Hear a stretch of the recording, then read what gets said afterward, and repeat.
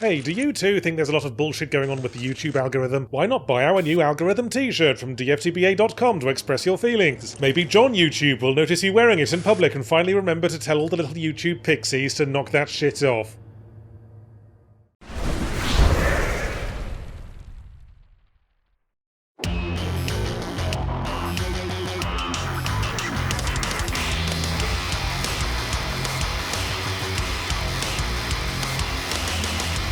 Yahtzee, I'm a huge whining bellend, and I want to know where the Borderlands 4 review is so I can know how effectively picking up lots of colour-coded guns can silence the tacit disapproval of a society in which I am mentally ill-equipped to participate. Shut up, huge whining bellends, I'm working on it. In the meantime, how about we talk about some AA games, or perhaps even single A games if you can deign to slum it that low, that are actually really good and aspire to do more than numb the voices. I don't know, Yards, I am literally unable to engage with anything that isn't a pre-existing IP, because corporate media has turned me into a hybrid of ATM machine and sex trafficking victim that runs on sugar and makes hooting noises whenever it sees a slow fade in on a logo it recognises. Well, then allow me to operate within those parameters. Shinobi Art of Vengeance is a pretty good 2D game based on a classic retro IP, full of fancy arcadey combat to remind you of how great 2D games could be back in the day, and a couple of side-on auto-scroll flying levels, so you also don't forget how fucking god-awful a lot of them were as well. And then there's today's subject, The Rogue Prince of Persia, which is exactly what it sounds like, a 2D Prince of Persia game, but roguelike. It's been out a while, but only now have I found even the slightest potential gap in the schedule I can crowbar in a video about it. Yeah, I know it's Ubisoft continuing to yank on the brittle black teats of an already tortured IP, but I guess the cow was having one of its better days on this occasion. Like the sun was out and the milking machine got a new coat of Vaseline. Besides, I've sort of come to terms with IP milking. If a giant cosmic butthole like Ubisoft is pooing out some of its foul-smelling money into small talented developers making interesting new games, and all we have to do in return is put up with them slipping on a recognisable name, then fuck it if that's what it takes. Make a new tasty and nutritious breakfast cereal and market it as Andrew Lloyd Webber Rose, and I'll still eat it, although I might have to turn the box to face the wall. In the Rogue Prince of Persia, we are a Prince of Persia, which automatically puts it above the Lost Crown in the authenticity stakes. As tends to be the case with Princes of Persia, we are a swaggering, overconfident prick who makes an appointment with Dr. Army of Dark Magic wielding Huns and ends up being prescribed a dose of boots to be administered as a suppository. Fortunately, he has a magic necklace that brings him back to life at the last place he slept, and so must now repeat the same day over and over again to rescue his family members from the conquered city, rewrite events, and defeat those pesky Huns once and for all. And thus begins an action platform roguelike best approximated to a side-on Hades-like, with more of a traversal focus, but it's a pretty sharp focus, like some fucking XLR shit. Because the traversal works very well, the traditional Prince of Persia wall run can now be pointed in a direction as long as there's still some wall to run on, and there's a combo system that ups your speed if you hop rhythmically across poles and shit without stopping, which has that lovely cathartic effect one attains from seeing a shitting dog getting a really neat spiral going. Also, the traversal movements transition in and out of combat about as smoothly and efficiently as this review just did. I mean, probably even better than the Sands of Time trilogy, actually, and like a Rastafarian minister, that's pretty high praise. You can stab a dude, vault over him, kick him towards a spike pit, and be on your merry way, and then make your merry way back again because he wasn't close enough to the spike pit. You need to kick him again. But never mind. So the primary gameplay loop is about as solid as they get, and in a roguelike setup, that is to say, do the primary gameplay loop over and over again forever, that's like 90% of the job. But I'm fond of what Rogue POP does with the story side of things too. See, a lot of roguelikes will just go get through all the levels and fight the boss and keep trying until you do it properly, fuckface. In Rogue Pop, you're also conducting an investigation to save your family. You pick up leads and information on new areas you won't be able to visit until the next run. Like you notice everyone avoiding a specific public toilet in Area 5, and go, wait a second, that smells like Mum's beer farts. So you know in the next run to check the beer garden in Area 2, and that's how you track her down. The game also does a number of fun things with the temporal continuity of a run. That number being 1. It does one thing. If you beat a certain boss early on, they don't show up to lightly harass you in one subsequent area. Fucking wow. Choices matter. I wish the game had leaned more into this kind of thing. In fact, all told, the game's strong core goes a bit limp and floppy towards the end. I beat the final boss and thought, well, that was weirdly easy. And of course the game went, you haven't beaten the proper final boss yet, because you need to finish all the side investigation stuff. So then I do that and save all my family members, and they all come together for the big finish, and so I beat the final boss again and said, wait, that was still weirdly easy. The Act 2 boss was harder than that, and he telegraphed shit like fucking Napoleonic France. I thought you said there was going to be a proper final boss. I lied!